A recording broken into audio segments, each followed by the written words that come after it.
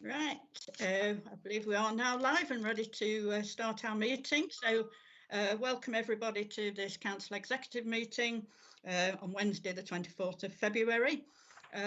We have a couple of councillors in attendance, so welcome to Councillors Parkinson and Dawson, and anybody else that's listening in or watching through YouTube. You're very welcome. I've got quite a lot of reports to get through, so we'll start off with apologies for absence. We have none. All executive members are here. 2 declarations of interest. Again, I don't think there are any declarations of interest. No. So item 3, minutes of the last meeting. So I'm happy to approve the minutes of the meeting, which was held on Tuesday, 1st of December. Could I have a seconder for that, please? Could I please second that, please, Chair? Right. Thank you, that's fine. Thank you, Councillor Pitt. Right, now we get on to the meat of the agenda. So the first major item 4 is the General Fund Revenue Budget 21 to 22 and Council Tax. So first of all, it's over to you, Mr. Sankey. Thank you. Yeah, thank you, Chair. As you say, this is the main report regarding setting next year's budget effectively. This is one of a suite of reports which follow in relation to the budget. I'm not going to go through all of it. Obviously, there's quite a lot, but I thought I'd just concentrate really on what's called the robustness of the general fund budget, which is, if you like, my part before members get on to consider what actually makes up the budget. I think it's important, members, that I say to you, this is probably the hardest budget I've put together in my career, in the sense that there is so much uncertainty. I mean, we don't need to rehearse what COVID's done, but of course it's not just for next year, but this year indeed. It's caused a huge amount of uncertainty. The financial effects have been significant, and in my preamble, really, I do go through those effects. I shan't do that now, but as members know, there was a great deal of concern in the year about the level of expenditure the council was incurring, the loss of income, which is very significant, and there was a great deal of concern what pressures that was putting on the council's budget. You'll be able to see, however, from the report that it may have been a little bit belated, but in the end, we have received very, very significant support from the government. And that has helped us very much, considerably. Indeed, the amount of grant we've received has contributed to the fact that at the 31st of March this year, we're expecting to have balances in the region of £6 million. Now, that is, I would say, to a very healthy position to be in, and gives you a considerable leeway for next year. But of course, some of that £6 million, of course, has been given to us, I believe, partly to actually help us out next year. And as the report goes through, it does say to you that it does go through and say that actually not only we had support this year, the government is planning support next year. And on paragraph 3.6, it goes through the various additional grants that we are due to receive. And that, again, has to be said, has helped us very much in setting next year's budget. But I would come back to you and say the budget next year, although we have done our best endeavours to produce accurate forecasts, there are probably more uncertainty around those figures, particularly. Not so much in our day-to-day expenditure, of course, but in things even like the grants I've just mentioned to you. Government, of course, is pressed like we are, and they are trying very much to get things to us. But of course, there's still uncertainty over how those grants will work, but we've worked our way best through. There's also the issue of NNDR and council tax estimates. You can appreciate this is a hard time for everybody, and we know quite clearly now that COVID impacts are going to go very much into June next year and maybe beyond. We heard the Prime Minister on Monday speaking about that. So, we've done our very best, members, to give you what we believe is a realistic and as robust as we can budget position. But one of the reasons I'm asking you to approve a £500,000 contingency, which is much higher than normal, is just to deal with that very issue. So I wouldn't normally ask you to approve a contingency of that size, but I think it's required at this time due to such uncertainty regarding COVID. So the budget in front of you, members, as I say, in front of you, what it does provide for is it does actually say that we would actually defer the implementation of any savings which we may have in mind until the second half of the year or maybe next year. Now, we all know before COVID, if we can get our minds back before COVID, we knew sort of a £500,000, I call it a structural deficit we needed to address. And of course, that has remained and grown slightly larger. But we are saying basically, not that we're ignoring it, of course, that would be completely wrong. And as a 151 officer, I wouldn't want that to be the case, as I pointed out. But I believe we have the financial position, and I'm comfortable with that, for us to defer any implementation until the second half of this year into next year. But we must continue, members, to make plans. And I've made that clear in paragraph 3.19 and 3.10. I'll go back, though, to your balance position. The reason I'm comfortable for that to be done is that even if we spend every penny next year of the plans, you would still have nearly £5 million in reserves, which, as you know, as your 151 officer, I'm saying 2 million is your minimum balance. So that gives you 3 million. Now, we all know balances can only be used once. And I don't want people to get in a false sense of security, but it does give you that position, because I know myself and the chief executive and Array as director recognise that, I have to say, our focus has been on COVID. Our focus is on supporting the local community at the moment. And finance officers often say, oh, well, tough. But actually, I recognise that. But as I say, I'm comfortable, I have to say, with our financial position as it is because of our balances. So, I mean, I won't go through the whole thing. I will mention to you next, very shortly, the Chancellor is going to make an announcement in his budget. I do expect there'll be further support for business in that, but I'm not aware what it will be. We're not aware what will be. So there may well be changes. We are recommending a council tax increase of £5. Which is actually works out as 10 pence. I know any increase is sometimes people are concerned about. And that's probably, Chair, the most I want to say at this point, but I'm very happy to answer any detailed questions members may have. Thank you. Thank you very much, Mr. Sankey. Right, it's over to you then, Councillor Major, to propose this. Thank you, Chairman. I'd like to move the recommendations. I'll have a considerable amount more to say when it reaches fourth council, but I do want to mention some pertinent points at this stage. I'll first mention the council tax increase. The council tax increase is 2.61%, which is £5 for a Band D council tax premises. I think that's a reasonable sum. When you consider ongoing pressures, just our pay award pressures for this year is roughly around £300,000, and the £5 increase in council tax will bring in roughly about £171,000. You can see how the council has ongoing financial pressures going forward, and that doesn't account for other financial pressures like inflation, etc. Chairman, but in terms of the position of the budget and why the decisions have been made the way they have. Earlier on in the year, and we know we brought a paper to council in August that around the financial position of the council, and earlier on in the crisis, which is a significant crisis, the pandemic, if there is a rainy day, this is it. We was looking at the potential of reserves dropping to £2 million and had real concerns about cash flow. They haven't transpired, and the reason they haven't transpired is the fact that government has recognised that local authorities need the resources to deliver the services they deliver and to help with the pandemic and the alleviation of the pandemic, particularly to small and local businesses. And I must say that support has been significant and substantial, more than what we ever imagined going into this. And it has left us with a position where actually our reserves have increased. Quite a lot of that is increase because government has given us the money, expecting us to spend it in future years. I think it would be therefore wrong for us to try and make savings now, Chairman, when government has given us money and we are seeing an increase in our reserves position.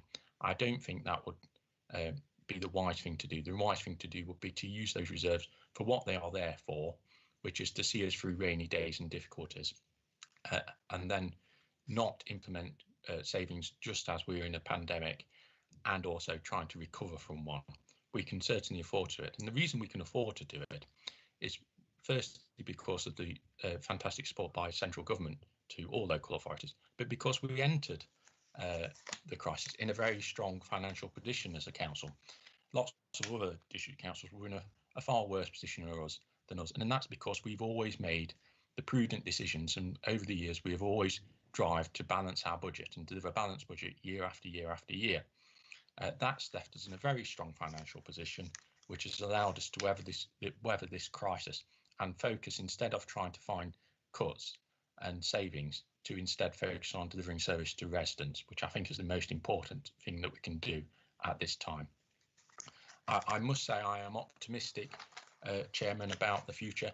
I think that the government has probably recognised the importance that local government has in delivering support. That's why they chose us to support, to provide business grants. That's why they chose us to support hard-working individuals, like with the £500 payment for those who are having to self-isolate due to COVID. And I think that this may see a changing attitude toward local government from central government, which hopefully will result in more financial support going forward. I am optimistic about that, but that doesn't mean that we should duck the issue that's in front of us. And there is a financial gap that we would need to fill, and planning is in place. And I can assure everybody that this council will deliver a balanced budget in the future, and will take the necessary steps we have, even if they are hard decisions like we had to make on car parking last year. If we were to keep our independence and to keep delivering the best possible service for Erewash, the first thing we need to do is deliver a balanced budget. But it is right that this year that we use those reserves that particularly are built up, some of them this year from support from central government, to get us through the crisis, and then to start doing serious planning to make sure that we are in a stable footing going forward. Thank you very much, Chairman. Right, thank you, Councillor Major. I'm very happy to second these proposals.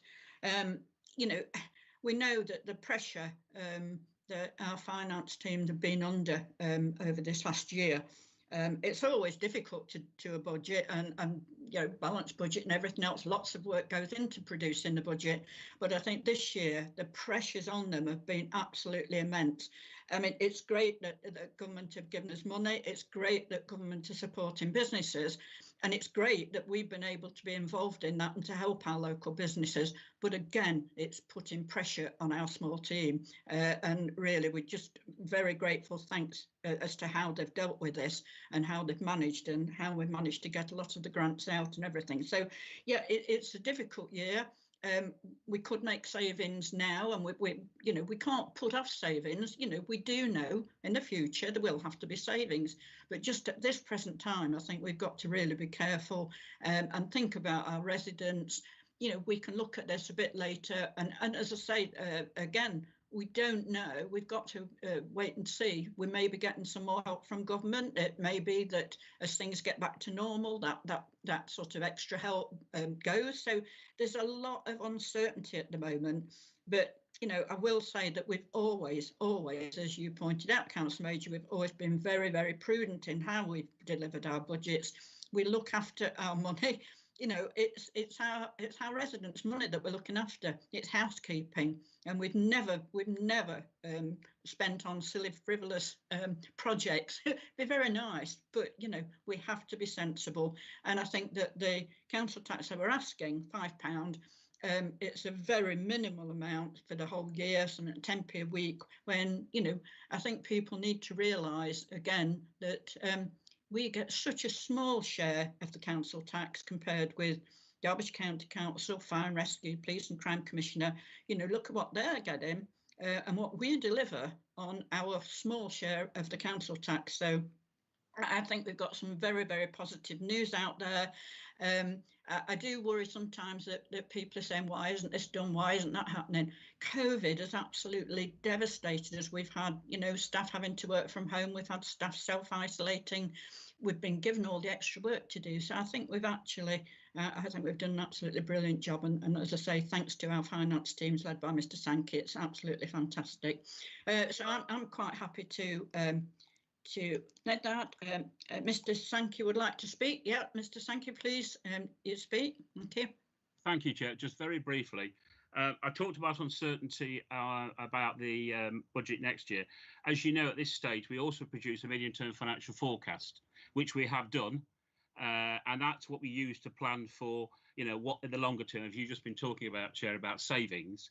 Yeah. I just wanted to, and we've done our best estimate for them, but I wanted to again alert members that if next year's hard to predict, you can imagine what the year after and the year after is like. Particularly because, as I refer to the report, there are many government reforms which I'm sure government will take forward, but they too have been delayed. So, I like to think my numbers are accurate. I pride them with that, but I have to warn there could be a change in the fair funding review, the treatment of business rates in the press. People have seen government may reform that. So I just wanted to give members again just to stress that, and that's another reason, members, maybe why we need perhaps.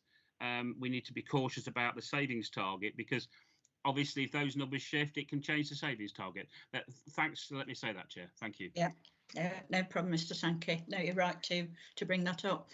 I'm sure that at full council there'll be quite a lot more said and a lot more questions, but has anybody wanted to raise anything before we move? No.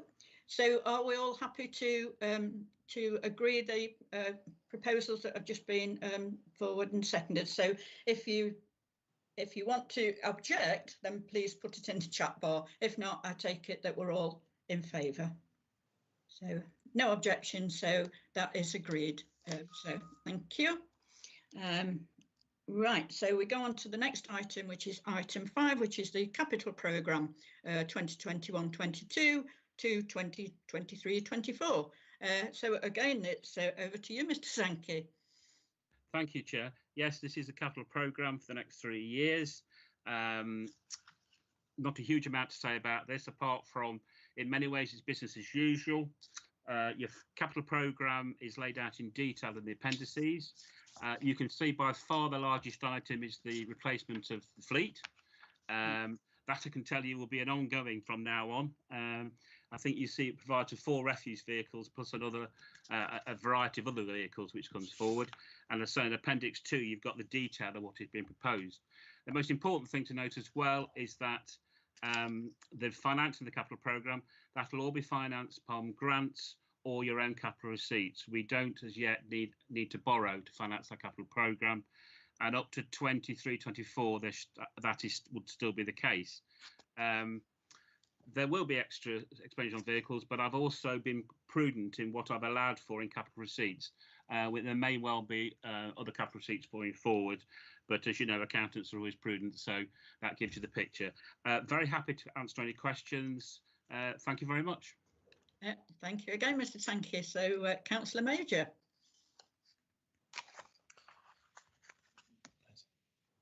Thank you, Chairman. I'm pleased to move the recommendations in the capital programme. Our vehicle fleet in terms of refuse vehicles is beginning to age, and I think it is the correct time to start that renewal process. It is a significant sum of money, but it will obviously end up with a fleet that is more reliable and also more environmentally friendly. I'm sure Councillor Hickton will talk about that in a moment. So I am pleased we're making that investment, and especially having an investment of keeping the service in-house.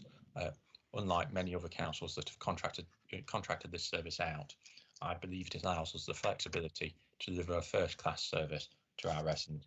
And from the consultation that we send out to residents do appreciate our bin collection service.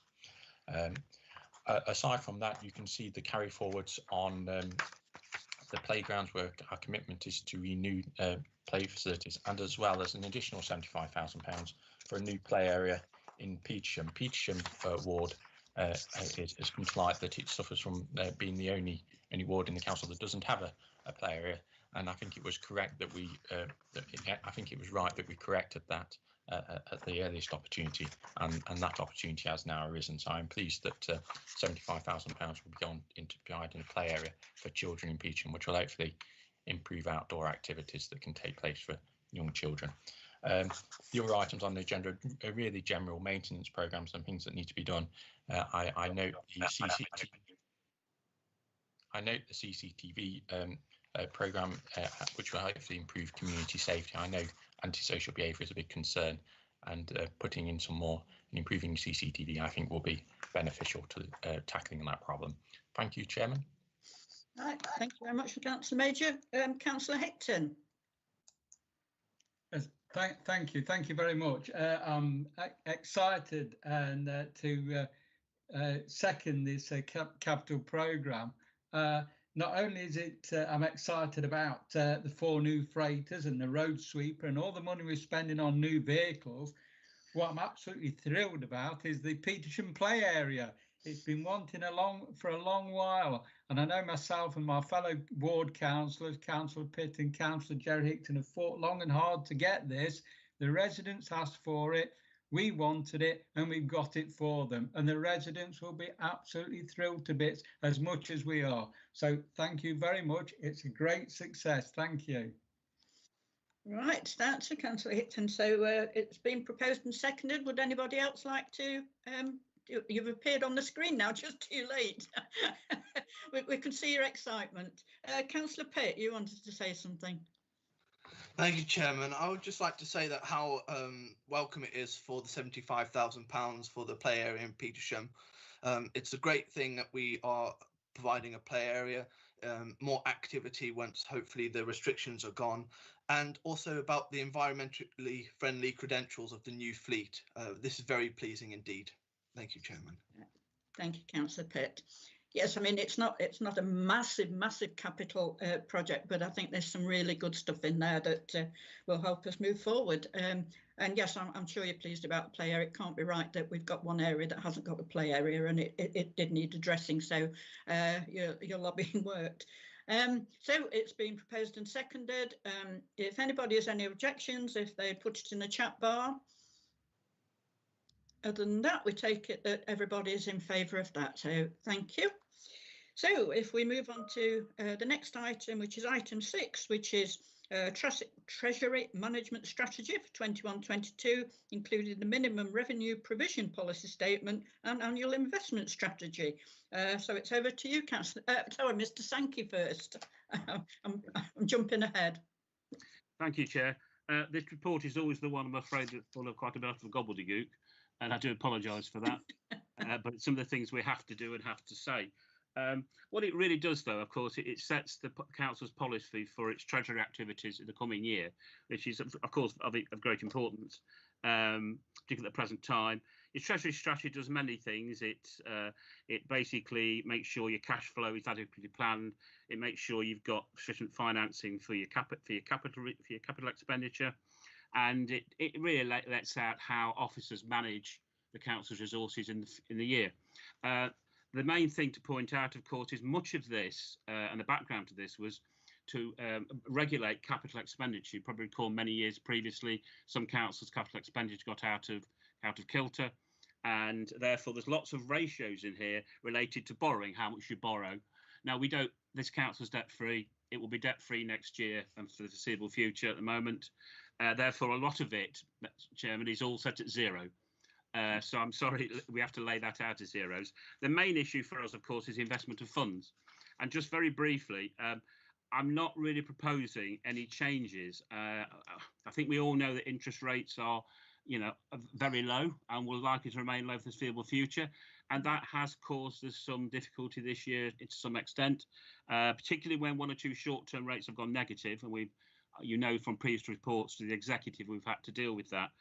But at the end of the day, Chairman, I always come back to the fact this is not my money, or it's the taxpayers' money, it's other people's money, and I think that should we have a different sort of outlook on risk if you deal with other people's money. So I'm recommending we pretty much stay on our current investment arrangements, albeit, of course, that will mean low rates of return. I will be talking to Councillor Major about using AAA market money market funds. We have started to look at those. And we have got it. We've always had it in our policy. We've never actually utilised them because there is a small capital risk. So at the moment, although it's on the approved policy, we are not investing with those at the present time. So it is a matter of security of principle first. I think that's right. I think some councils have caught cold over some of the commercial investments they've made, and I know the Secretary of State was quite critical of those councils. So that's what I'm recommending to you, albeit I accept that the interest is going to be, I'm afraid, rather low. Thank you very much. Right. Thank you, Mr. Sankey. Over to you, Councillor Major. Thank you, Chairman. I'd like to move the recommendations. I don't have a lot to add to what Mr. Sankey has already mentioned, but I'll make 2 points. One is, it was remiss of me. I did have a note in front of me to say it, but I just want to thank Ian and his team for preparing all these papers. It is a significant effort during this time of the year for them, and it's been particularly hard for them, obviously, to forecast incomes levels, particularly in things like business rate income levels when we are in such uncertain times. So thank you for the effort they're putting. I know they've been producing figures, then something happens and they revise the figures, then something else happens and they revise the figures again. It really has been difficult for them. So a big well done to the team for pulling everything off and getting it all done on time and ready for us. Apart from that, I must say, normally roughly around this time of the year, when we come to full council, somebody normally stands up and says we should be more commercial and we should be borrowing huge sums of money and investing in businesses and property, etc. A bit like Croydon Council did, Chairman. We've always had a bit more of a cautious approach. We're not an investment bank, and we are dealing with public money. And I think that approach has paid off when a crisis hits, because that's really what we are here for. We're here as a safety net to provide good quality service to the local people and to make sure that we are the stable backbone of the community. So when the community is in hour of need, we're there to deliver, and we have been. And other councils that may have gone down other approaches, as suggested by other members, we wouldn't be in that strong position. And this is not the first time we've made the right decision. I can think back to the time before me when other councils were investing in Iceland, and we chose not to, and that was the right decision then, as this has been the right decision now, Chairman. I think if I think back, I think Councillor Stevenson, who used to be on finance on the Borough Council, that was his really, it was his, I'd say, a catchphrase thing. Yes, we don't deal with Iceland. Need the second in. Thank you, Councillor Powell. Thank you, Chair. I'm absolutely delighted to second this. This is a highlight for me of this whole process. The process says we've got to do a balanced budget. We're doing that, and we've always done that. But in order to do that, you've got to manage the cash flow. We do that too. Then you look at the capital budget. How do you finance it? We've got a row of zeros, as Mr. Sankey said, about borrowing. We have no debt.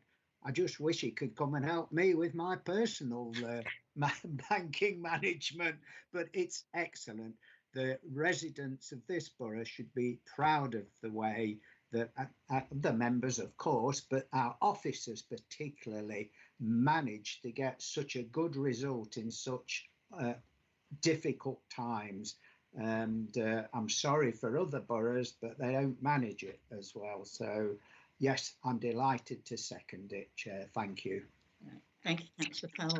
Yeah, I mean, I would say when it's okay borrowing money, but the fact is you've got to pay it back. And, when you get your next lot of budget money to look at, your first thing you've got to do is what are your repayments going to be? So it's taking a chunk out before you even start to look at what you're going to deliver in the next year. So while we can remain debt free, that is brilliant. As I say, we've always been cautious and long may that continue. I don't like taking risks with other people's money. So it's been proposed and seconded. If anybody wants to say anything, Doesn't appear to be any hands raised. So again, it's been proposed, seconded. So if you're against it, please put something in the chat bar. There's nothing there, so that is proposed and seconded and it's unanimous. Thank you. Right, so now we go on to right, number 7, capital strategy. So that's 21-22 to 23-24. So again, Mr. Sankey. Yeah. Thank you, Chair. Yeah, the capital strategy, this is a relatively new requirement. It was here last year. And very much, members, it's really a document that pulls together a lot of other documents we've got. And its purpose, just very briefly, is just capital expenditure is just as important as revenue. And it's making sure that we have a policy and a rationale for our capital programme, making sure that links back to the corporate plan. That's the main document. And that then it basically takes you through the various documents, how we prioritise our capital projects, how we finance those capital projects, how we manage those capital projects. And all the way through the document, it will refer back to other documents you already have, like your asset management plan, like your treasury strategy. So really, that's all I really wanted to say. It is I'm happy to answer any questions, but it's very much a summary of what we do. And I think it's important because it does give you, the whys and the wherefores of capital and how we actually deal with capital bids that we receive.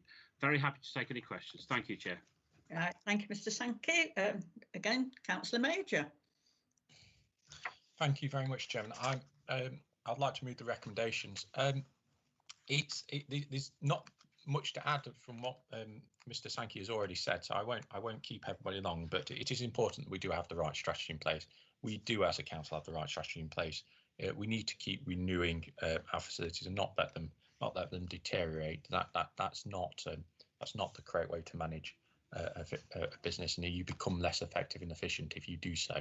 So getting that balance correct of using our money wisely but not wasting it is what this document is about achieving, and we do that well at Erewash, and that is down to hard work from the officers. So thank you very much, Chairman. Yeah, thank you, Councillor Major. Councillor Powell. Thank you, Chair. You know what I like particularly about this document? You can hold it and see about 20 pages and it covers a nice summary that's easy for people who are not financial people, like councillors and members of the public. And it's so simple to understand how all of it dovetails together. There's nothing more really to be said, but it's another example where Erewash does its job superbly. And for once, finance is not easy, but it's easily put out and it summarises the different chunks. I'm really happy to second Councillor Major's proposal. Thank you. Right, thank you, Councillor Powell. So it's been moved and seconded. I can't see anybody wanting to make any comments on it. So if you've got any objections, please put it in the chat bar now. There's nothing there, so that is unanimous. Thank you very much. So we now go on to performance and budget monitoring report 2021 April to December 2020, and this will be presumed that Mr. Sankey followed by Mrs. Poyser. Thank you.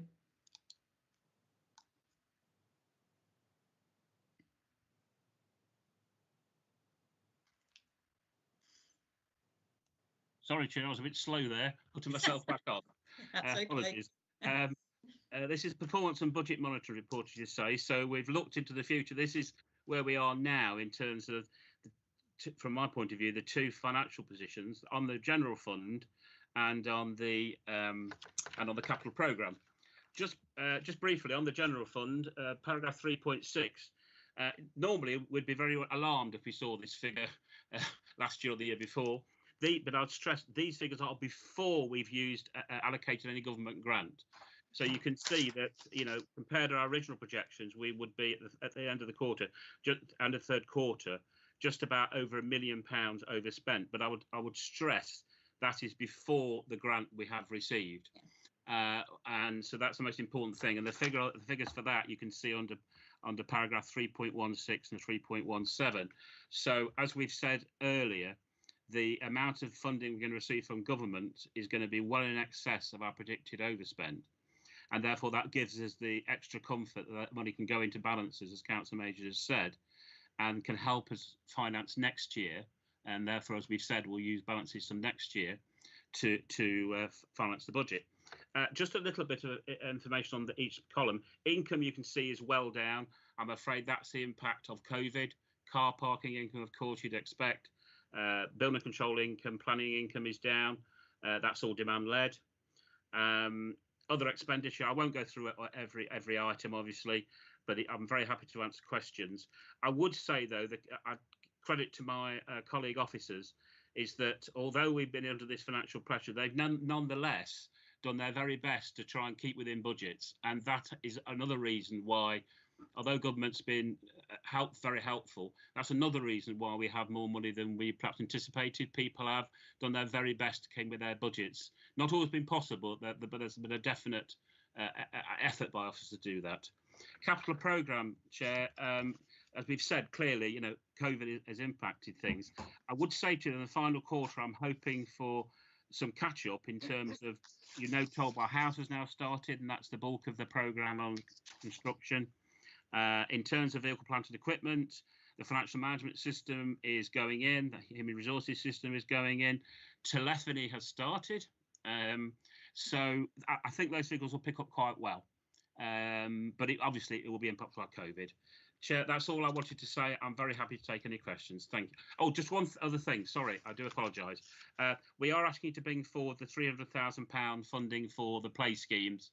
Again, delays have been caused. Some of this is linked to external funding, but we obviously are fully committed to it, and that's why we'll ask you to bring it forward. Thank you.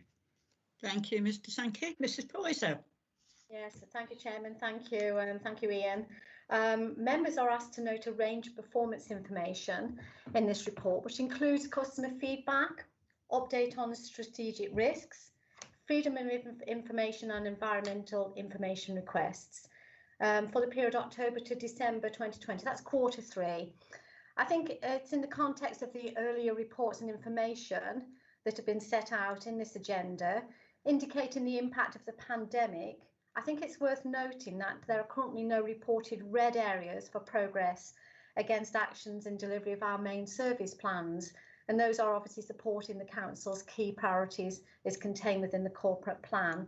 I'm happy to take any questions, Chair. Thank you. Thank you, Mrs. Poyser. Right, so I think you're going to propose this, Councillor Major. Thank you, Chairman. I'd like to move the recommendations. There's a number of things I would like to point out, some of which has already been covered by Mr. Sankey, but it quite clearly is a variance. It would be in normal times quite alarming. However, we like everybody else are not immune from the impacts of the COVID and pandemic and the lockdown. As you can see, our incomes have been hit quite severely. However, I am pleased to note the positive variances of us controlling costs during this period, particularly in the Green Open Spaces team and some other vacant post management. We've saved £103,000 in terms of employment costs. So there is, I do recognise the hard work that's been going on to keep that number as low as possible. And as I mentioned earlier, the amount of support we've had from central government at 4 tranches that add up to £1.7 million has exceeded what we could have hoped for at the beginning of the pandemic, and it will hopefully see us through to some part of next year. And I do hope there'll be even more support after that. Some which has already have been announced, which is highlighted in paragraph 3.17. In terms of the capital programme, I have already mentioned the parks, which is very pleasing, but it will be nice. It is nice to see the scaffolding up around Toll Bar House. It was nice to go and have a walk around it a couple of months ago, and I know others have been round more recently. I think this will be help us in delivering the recovery in Erewash, and also bring in much needed revenue to the council going forward. So, and in terms of delivering on our priorities, considering the difficulties we face with pandemic, COVID, and people having to self-isolate, to be keeping up the complaints that we're getting and keeping up the compliments we're getting, my apologies, and keeping complaints down the way we are, I think is good testament to the dedication of our staff in pulling out all the stops to delivering services in Erewash. I just come back to the day that we had snow and had to delay bin collections on a Monday, and by the end of the Tuesday, the team had managed to collect all the bins they normally collect on a Tuesday and collect the ones that they missed on a Monday. I don't think many other councils could have delivered that, especially if it was a out of contracted out service. So our teams do work incredibly hard, and it shows in this performance monitoring report, Chairman. Thank you, Councillor Major. Yeah, I'm happy to second this. I mean, I suppose I'm looking at the performance figures, and because we're always a quarter behind, so actually the 3Cs are down by, what was it, 48% in this last previous quarter compared with the year before. So it is difficult with you know, a lot of the compliments are basically on Facebook and things like that, but certainly the compliments that the guys got with the clearing of the refuse and only missing one day will probably reflect in, hopefully, into the next reports in. And I think where we've got red on the risk register, again, you know, it's things that really, again, you know, I know people will be fed up with saying COVID and the pandemic, but that's what's caused some of the problems. I mean, we know we've had an increase in fly tipping, but that isn't just Erewash, that is absolutely countrywide, whether it's people doing do it yourself at home because of self-isolating, and then because some of the centres for delivering the bulky waste and such like to the centres that we've got, that some of them were closed. So, you know, some unscrupulous people were taking advantage, offering to take stuff away and then dumping it. So that's happened right across the country. It's not us. And litter, yeah, the litter picking hasn't been good, but we've got fantastic community spirit in Erewash. You know, I continually see people wanting to go out and help, and we're providing a lot of the equipment for them, but it's good exercise, so they're keeping healthy and they're doing a good job. But the amount of litter, whether it's because so many more people are at home and just going for a walk, I don't know, but it has increased. And, you know, the council isn't to blame for dropping the litter. You know, when people complain that we don't pick it up fast enough, it's just an impossible task sometimes. But I do think that, as I say, we've got fantastic community spirit and help. And, you know, I think that working together, we're doing a fabulous job. So, yeah, so I don't think, does anybody want to make any remarks on the performance or the budget monitoring? Can't see anybody. No. So it's been proposed and second. Oh, Councillor Pitt, did you want to speak? Thank you, Chair. I just wanted to echo the remarks of Councillor Major about the toll bar. We went there, yourself and Councillor Powell went there for a socially distanced visit. Very exciting for Ilkeston. It will create more diversity in the business community, and also it's going to be water and environmentally friendly, both efficient, but also keep what's so special about the building, the Art Deco, and bring that back to life. So it's such a great project, and it will be really help improve the business and the economy in Ilkeston. Yeah, thank you, Councillor Pitt. Yeah, I mean, it ticks so many boxes: the carbon reduction, it's bring new office space, and hopefully, you know, bring businesses into there. There's been a lot of interest, and yeah, we're looking forward to seeing that when it's completed. So it's a really good project. So nobody else seems to want to speak. So it's been proposed and seconded. If you have anything against, please put in the chat bar now. There's nothing there, so that's passed unanimously. Thank you. So we now go on to 9, which is a report on Treasury Management Service and Prudential Indicators. And it's Mr. Sankey again. Thank you, Chair. Yeah, as you say, it is the third quarter report on Treasury Management activities. Not too much to add to this report, Chair. As you can see, as I've said, you know, no borrowing, of course. It lays down to you where we've been invested funds. I have to say, sometimes the investment of funds has been quite tricky this time because we have got a restricted counterparty list for reasons of security. And, you know, we have been quite relatively cash rich. I would say to you though, this is when we show you the figures at the 31st of December, it is a moment in time. It is just a moment in time, and it depends, for example, when the county precepts are, when we pay over the money. Obviously, we've collected in council tax, so it is only a snapshot. And of course, government has been giving us quite large sums of grants to pay over to other people. And again, you know, it depends how that timing goes. But so we have a little bit of trouble sometimes placing the funds, but we always manage to, and it's always safety first. Thank you, Chair. Thank you, Mr. Sankey. Councillor Major. Thank you. I'm happy to move the recommendations, Chairman. It's this paper is a good illustration of the difficulties that we face in terms of COVID that you probably wouldn't expect to face at the start of the crisis in March, April time. We was concerned about cash flow and if we would have enough cash available, and in reality, the problem arose that we had so much cash that we didn't have enough allocated areas to put them because of what Mr. Sankey said about business grants coming in and then needing additional grants coming in from central government. So there is no, when it comes to the pandemic, this is what you do in a pandemic off-the-shelf scenario. It has been learn as we go, and I think we've done very well in Erewash and in terms of dealing with the unexpected being thrown at us. And normally treasury management is a bit boring, but I know it's taken up a lot of Mr. Sankey and his team's time making sure our money is in safe this year. And thank you, Chairman. So, Councillor Pitt. Thank you, Chair. Yes, I'm more than happy to second the recommendations. I would just like to put my thanks for Mr. Sankey and his team and the hard work that they put in. Also, he's quite right saying that this is a snapshot. It's not a moving picture. And also dealing with the pandemic, as Councillor Major has said, is incredibly difficult. There isn't a book to read. If there was, I probably would be reading it, but unfortunately there is not. I'm more than happy to second this. Thank you. Thank you very much, Councillor Pitt. I can't see any hands, no comments need to be made, so it's been proposed, seconded. So if you've any objections, please again in the chat bar. And there is nothing there, so that is agreed unanimously. Thank you.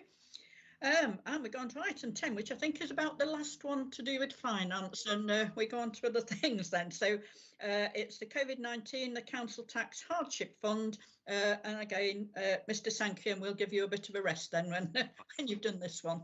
Thank you, Chair. Yeah, yes, it is at last the finance one, but it's still COVID related, I'm afraid. In terms of, members recall earlier in the year, the government put a fund together, a £500 million, what they called a hardship fund, to really help councils reduce the council tax for working age claimants on local council tax support. We have our own local scheme, but government basically then provided extra funding. Our funding was in the region of just over £900,000. Sorry, 949,343, and we have duly allocated that money during the year as government required, and that was given £150 off, up to £150 off people's council tax bills for those people, as I say, who were working age claimants on local council tax support. That was given for this year, and you can see on paragraph 3.8 that although we've handed out significant sums, there is still some money available. And until relatively recently, we weren't quite sure what would happen with that money, whether it would have to be all spent by the year end. And we did some modelling of, what we could possibly do to spend that money, and that included giving money to other categories. However, other categories of claimant. However, the government's now confirmed to us that actually they realise the pandemic is going on longer than they thought. They're very keen for us to keep supporting people in terms of their council tax bills.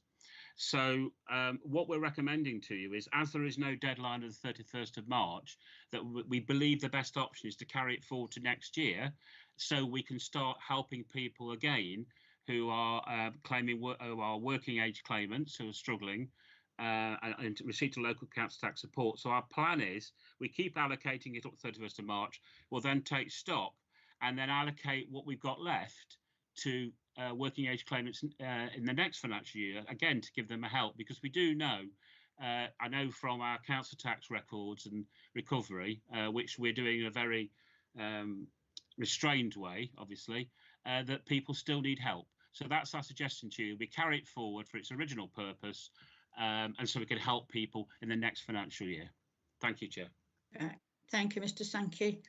Councillor Clare, I think your video's on. I don't know whether you know, but Councillor Major, yeah, thank you. Thank you, Chairman. I'm looking forward to my break as well after this paper.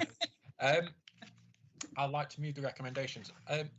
If you listen to some people, and one of them being a national football figure, you'll believe that the government is giving no support at all to people who've fallen upon hard times due to the pandemic and struggling.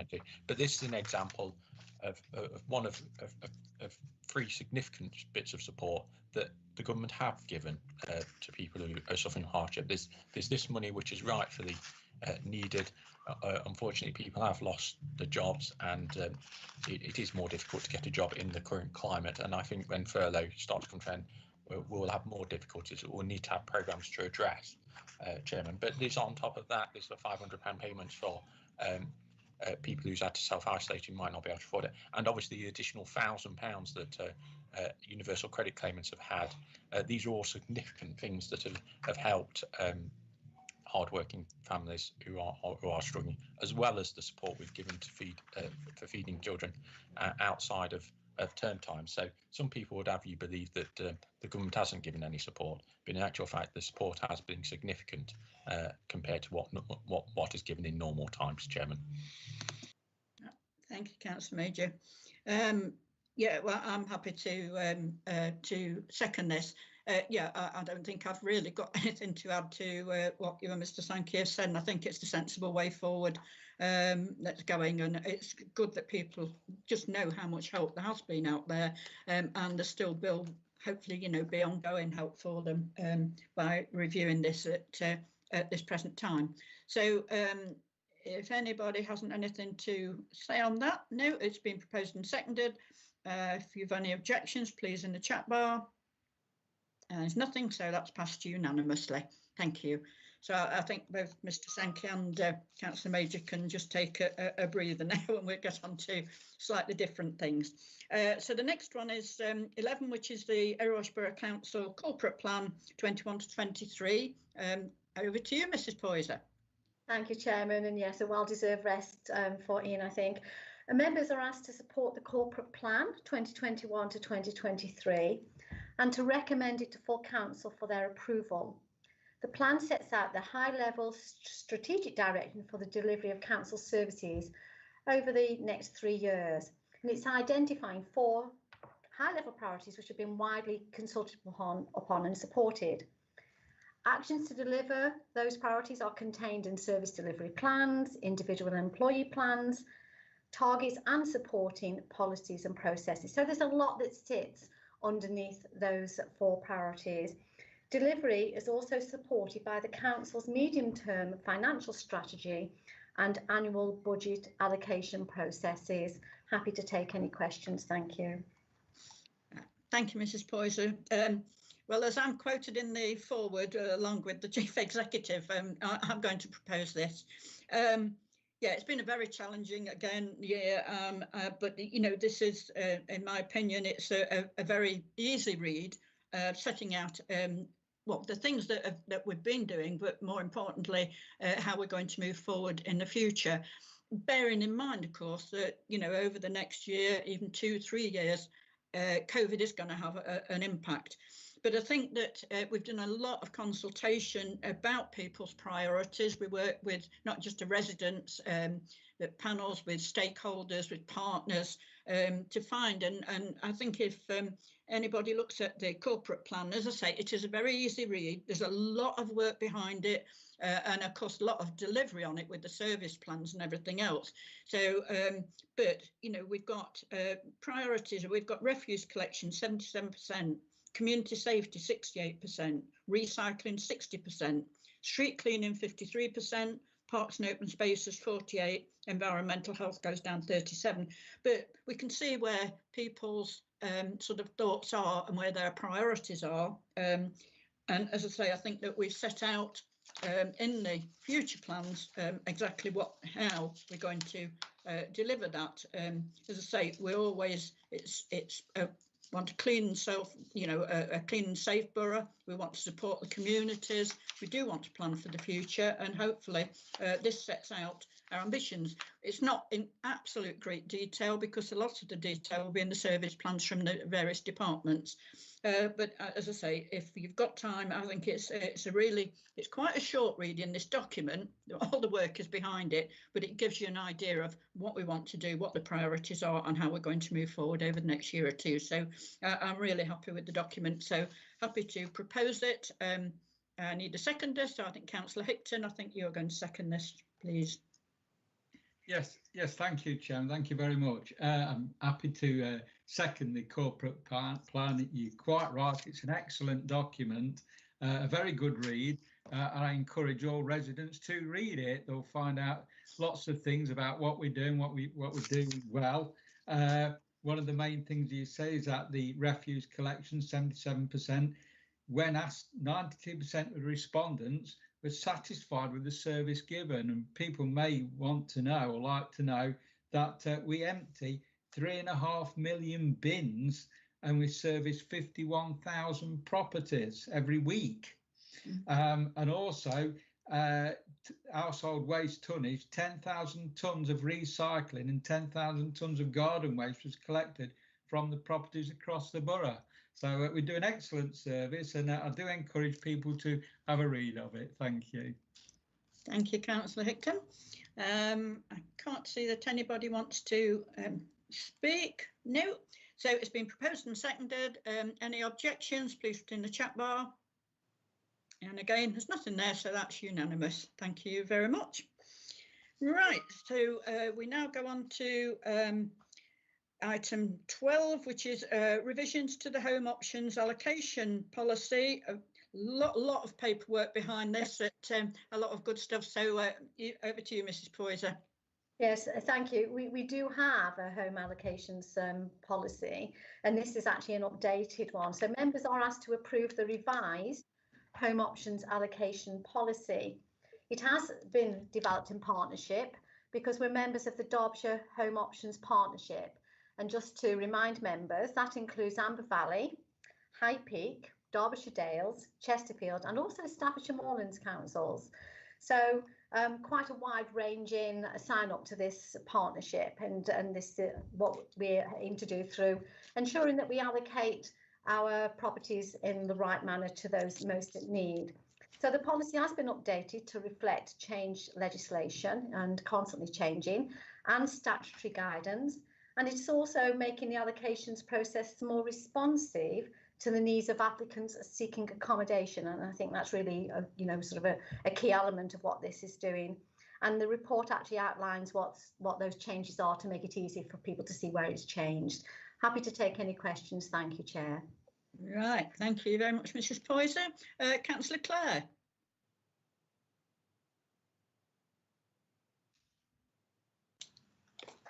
Thank you, Chairman. Yes, indeed. Erewash, being a member of the the group, the Amber Valley, High Peak, Derbyshire Dales, Chesterfield, Staffordshire Moorlands, the group together have worked extremely well. I think we have to say that during the last 12 months, they have been stretched to the absolute limit. But they have responded fantastically well. Some of the changes proposed in this review are things like the change of accommodation for vulnerable persons is being changed, that they can move properties after 6 months instead of 5 years. If it's for medical needs, or if it's for because they have to move to care for family or vulnerable people. Other changes include recognising older children find it harder to move into independent accommodation, and so that we're recognising that, and they can be declared as dependent up to the age of 21 now, instead of the 18 that it was, so that families can access more suitable family-sized accommodation. I'm very happy with this, Chairman, and I'm extremely happy to propose this. Thank you very much, Councillor Clare. Well, I'm happy to second it. You probably know, I mean, you know, you're doing the portfolio that I had before I came leader, so I know exactly what the Home Options team do. Fantastic work, and I think it is good that we're working with all the other districts and boroughs across the area, because it, you know, people do want to move about, and it's a matter of trying to, you know, accommodate people in you know, in the best way we can. And I think some of well, all the questions that went out for lots of sort of went out and for responses to stakeholders, to the people using the system, to partners. I think that every single one, I won't say the vast majority, all of them have been received really well, and we're going along with the ones that they really do support. There was one as well that, I mean, some of them make sense as well. There was one where if you're having a baby, you can't actually look at trying to get a bigger accommodation until the baby arrives. Well, you need to be able to plan. So again, I think they're bringing that forward so that when they're partway through the pregnancy, they can start to look at probably trying to look for bigger premises, so bigger, you know, more accommodation. So I think there's lots of good stuff in here. As I say, there's a lot of paperwork at the back of it, but I'm very happy to second it. And Councillor Major, you wanted to say something on it.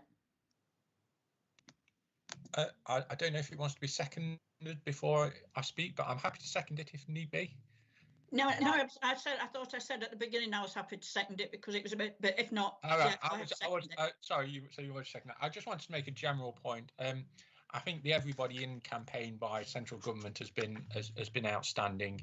I think that it's homelessness and making sure people have a roof over their head is the most basic need. The need for security of having a roof over somebody's head is the most basic need of any human being, along with eating and drinking. Really, the ability to keep dry and warm, I think, is something that we did when we started living in caves many thousands of, well, if not millions of years ago. So I think it's right as a society that we do what we can to make sure people are housed. It does cost money, but I am proud of our record in Erewash on this.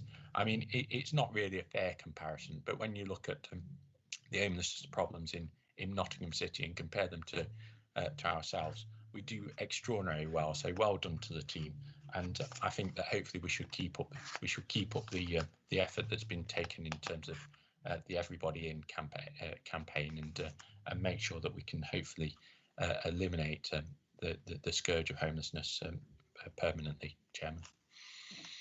Yeah, I mean, you know, homelessness is included in this but this is also about Home Options and people bidding to move accommodation and that sort of thing. So yeah, it's a very complex thing when you're wanting to move house and bidding for properties next. So this will make it a lot clearer, because one of the things we did, of course, was helping ex-servicemen.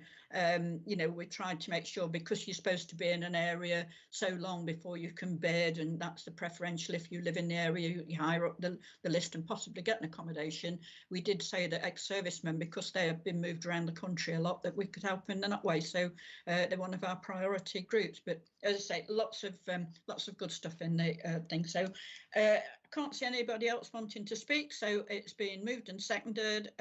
Again, any objections in the chat bar? And there aren't any, so that again is unanimous. Thank you very much. So we go on to item 13, which is the extension of the EBCT 226 Green Spaces Services. Is that you, Mr. Sankey, again?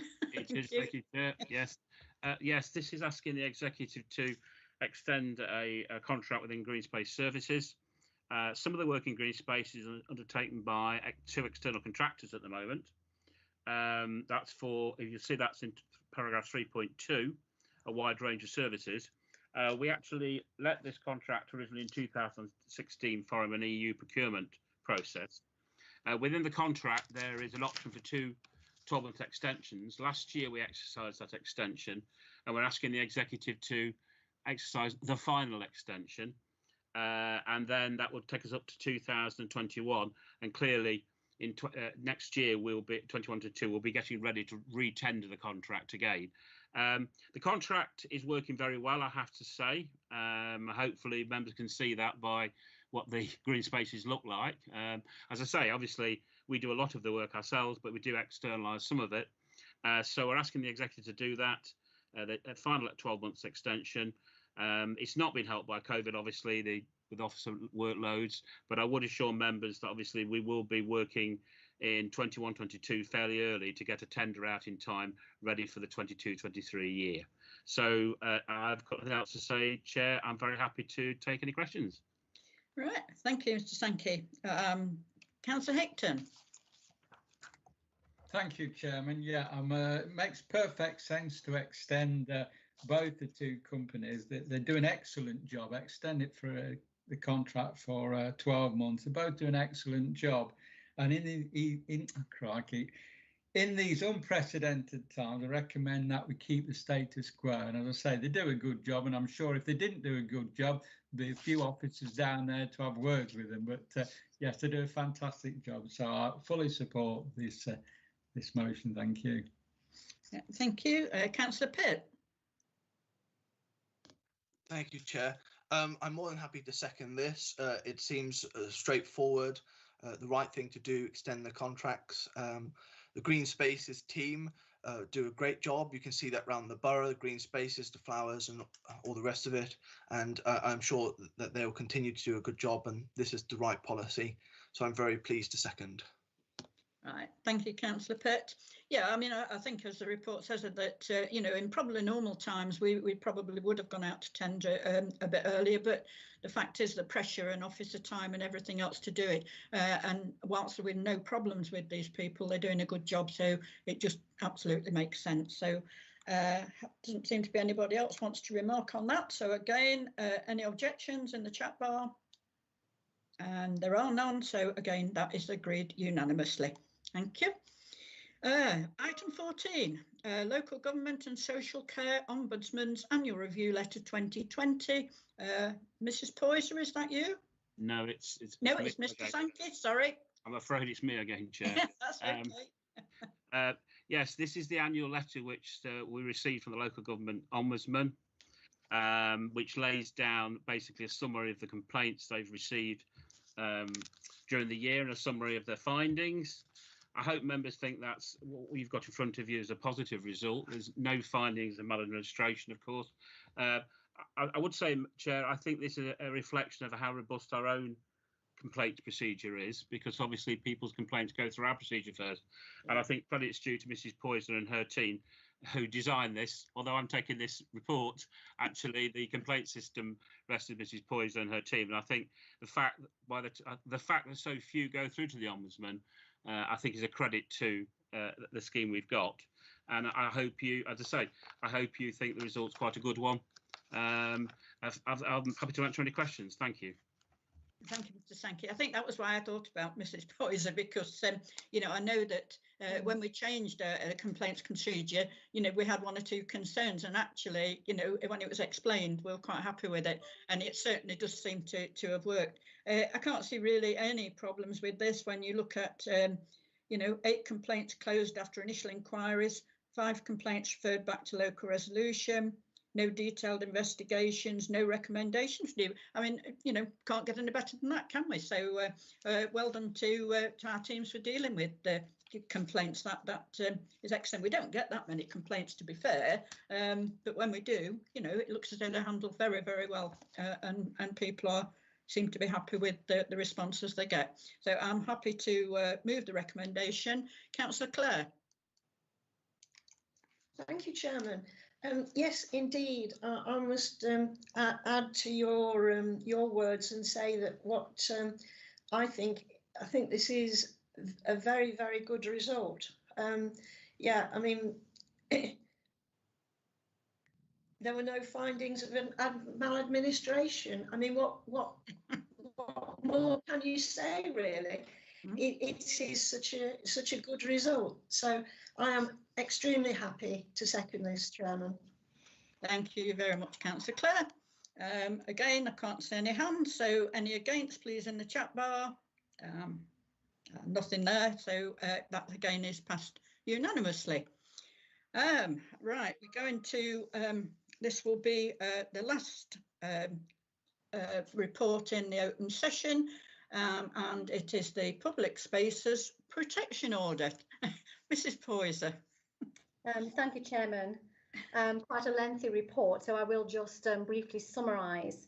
So members are being asked to authorise the making of a Public Spaces Protection Order to install gates at either end of Brackley Gate, Moor Lane, which are in Little Eaton. And it is under the Anti-Social Behaviour, Crime and Policing Act 2014. I wanted to make that clear what act we were using. If approving the use of gates, members are also being asked to confirm if these should be closed at all times, as the report indicates, or open at weekends. And again, all of this information is in the report. The report provides information and examples of the ongoing and frequent antisocial behaviour being experienced by local residents and visitors around this particular lane. The antisocial behaviour reported, in fact, predates 2016, so it's been ongoing now for a good many years, with both Morley and Little Eaton Parish Councils receiving a significant amount of evidence and information, including emails and photographs, from local residents experiencing a range of persistent antisocial behaviour in the area indicated. This Public Spaces Protection Order is not being considered lightly, and the Council has followed the statutory guidance in determining whether to put gates on the lane. This is the first gating order, for want of a better word, because obviously gating orders were repealed under the Act, that the Council has considered under the Anti-Social Behaviour, Crime and Policing Act. A range of alternative measures have been explored, and again, the report goes into much detail. It's noted in the report, and the Council has also consulted widely, and the results of that consultation are again summarised in the report. As part of that consultation, representation has now been received on behalf of the TRF, the Trail Riders Fellowship, and that's now, because it came in fairly late, that's now attached as a supplementary report for members' consideration. The only issue in making the order is should the Council extend the exemptions over and above those which we are statutorily required to grant, and those are actually set out in the order. It's felt that the whole reason for the gating, which is to reduce antisocial behaviour being perpetrated on the lane and the surrounding areas, would be undermined the more groups and the more people who are granted access by any exemptions. I'm happy to take any questions. Thank you. Thank you very much, Mrs. Poyser. I'm going to propose this because I don't know whether I should have declared an interest, because I have got a great interest in it as the county councillor for this area. And over the last few years, I've had so much involvement with Little Eaton and Morley and the residents in the area about this particular area. I don't know whether any of you know it, but it is just a small corner of Morley. It's not a very long piece, but it joins Morley onto Little Eaton. It's a real, well, if you see the mess that the road is in, it's absolutely horrendous. It's got big banking at the side, but it's been an absolute heaven for 4x4s, for quad bikes, for scramble bikes, ordinary motorbikes, an absolute sort of pleasure for them to go and use this area. It's not used as a road, or very, very rarely. I will actually say that one, I won't name him, but one Derby County footballer got sent down there with his sat-nav in a low-sum sports car and had to be winched out. But it's been an area that's attracted the wrong people. The people in the area have had to put up with antisocial behaviour, fly tipping, drug taking, abuse, and it's a dangerous place to be if you actually just want to walk in the area, and it is a nice area to walk. Bredsall Priory own quite a bit of the land to the side of the non-classified highway, and the scramble bikes have actually made jumps, and you can't imagine the amount of stuff that they've done there. And they've actually been onto the golf course. You can access the golf course as well. They've been on and caused thousands of pounds worth of damage as well there. It's been horrendous, but this has been going on now for so many years. If I say I walked that area with 5 Derbyshire County Council officers to see what could be done, and that goes back something like 5 years. So this has taken a long while to get this far. And I have to say and give credit to a couple of the residents who are actually now Morley Parish councillors, but you know, they're very close to this area, and they have really tried to express the concerns of all the residents. Over the time, there's been lots of information gathered about people abusing the area.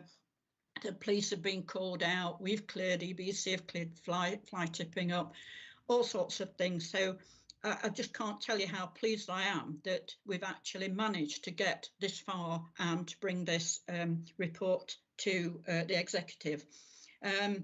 Yes, GLASS, which is the Green Lane Association, and TRF, Trail Riders Fellowship, are not happy about it.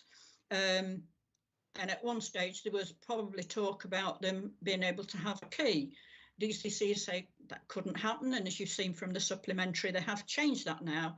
The problem is you give it to one group and then you've got another group come and say, well, we should have one, we should have one. So I really don't think that that is practical at all. This is about the antisocial behaviour and the disruptions that these residents have had to go through for years. And as I say, I'm just delighted that actually we're managing to do this. Now, of course, we get back then to the gates, and again, we know budgets are tight. Who are going to pay for the gates? And again, credit where credit's due. The 2 councillors have managed to get some funding. They've managed to get some from the lottery and from the Police and Crime Commissioner. And again, it's in support of stopping antisocial behaviour in the area. So actually, the funding is there. DBC or DCC have not got to find the funding, which is great. But EBC have said that they would take on the maintenance once the gates are in. So I hope I've sort of got the message. And I know there's a suggestion that we could possibly leave the gates open during the week and only close to weekends. That would not work. For a start, I think they know from one of the residents that they're already congregating on a Wednesday night. So if we start saying, well, you can go in the week, people are going to probably say, well, if you can't go at the weekend, all right, we'll go in the week then. You've got holiday times. It really is not an ideal situation. Plus, if the fact that if we did that, somebody has got to open and close the gates. That would put a couple of 3,000 on a bill. Who's going to pay that? So again, it doesn't really make sense. So if the gate's going to be closed, it should be closed. You know, I would prefer that. So I'm happy to propose this.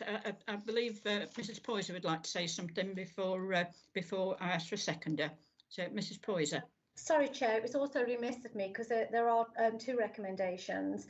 Because if you agree to make the order, I meant to say you also have been asked to approve the amount of any fixed penalty notice for any offences of the order as outlined in paragraph 3.30. Sorry about that, Chair.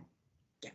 Right, thank you, Mrs. Poyser. Yeah, so I mean the recommendations go is A, that we authorise that the Public Spaces Protection Order is put in place to install gates to either end, which are closed, and it's one at all times on all days through the week, and also then to approve the amount of the fixed penalty notice for offences as set out in the recommendations. So thank you for the clarification, Mrs. Poyser, and Councillor Clare. Thank you, Chairman. This problem has been ongoing, as the Chairman said, for many years. It was one of the first things that I was introduced to when I took over this portfolio.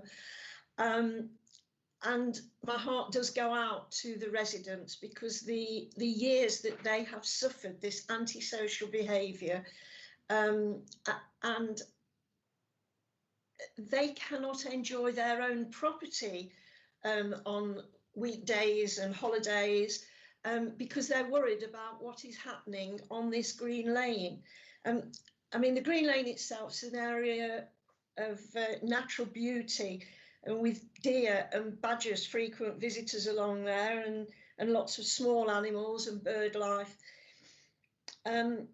It's something that we should look after, we should prize, and it's being absolutely ruined by people who probably come from far and wide and do not have any respect at all for the area.